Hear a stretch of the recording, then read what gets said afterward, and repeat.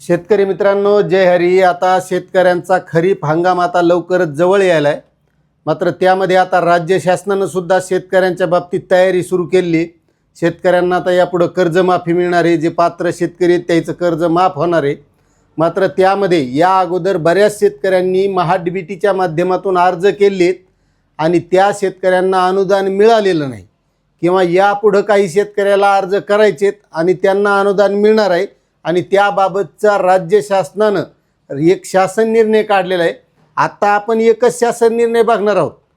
मात्र आपण रात्री 8 वाजता याबाबत जे काही बरेच सारे असे शासन निर्णय आले आहेत आणि ते एकदाच एकाच लाईव्हमध्ये शेतकऱ्यांच्या बाबतीत आज जे काही शासन निर्णय निघालेले आहेत ते सगळे बघणार आहोत.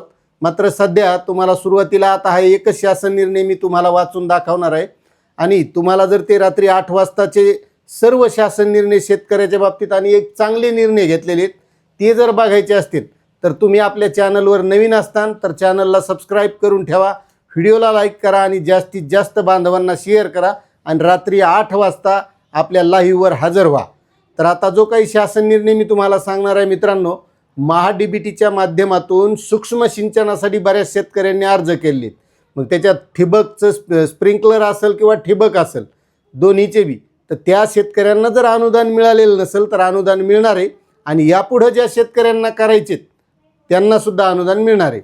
तर त्यासाठी प्रधानमंत्री राष्ट्रीय कृषी विकास योजना अंतर्गत प्रति थेंब अधिक पीक सूक्ष्म सिंचन योजना आपल्या राज्यामध्ये राबवली जाते. आणि या योजनेसाठी 2026-27 करिता तिन्ही प्रवर्ग, त्यामध्ये सर्वसाधारण असेल, अनुसूचित जाती असेल किंवा अनुसूचित जमाती असतील, तिन्ही प्रवर्गासाठी हा निधी शासनानं वितरित करण्याचा आजचा हा शासन निर्णय घेतलेला आहे. त्यामध्ये सर्वसाधारण प्रवर्गाकरिता केंद्राचा हिस्सा आहे 60% असतो आणि राज्य सरकारचा 40% असतो. आता त्यामध्ये केंद्राचा हिस्सा आहे 98,41,00,000 रुपये आणि त्याच समरूप राज्य शासनाचा जो काही हिस्सा आहे तो आहे 65,60,67,000 रुपये. हा सर्वसाधारण प्रवर्गासाठी वितरित करण्याचा शासन निर्णय घेतला आहे. असा एकूण 164,01,67,000 रुपये एवढा सर्वसाधारण प्रवर्गासाठी वितरित केल्या जाणार आहे.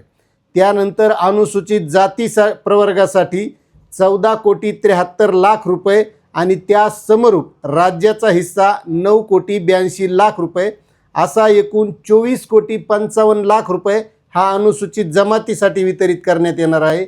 आणि त्यानंतर अनुसूचित जमाती प्रवर्गासाठी केंद्र हिस्सा आहे 11,74,00,000 रुपये आणि त्याच समरूप राज्य शासनाचा हिस्सा आहे 8,82,66,000 रुपये.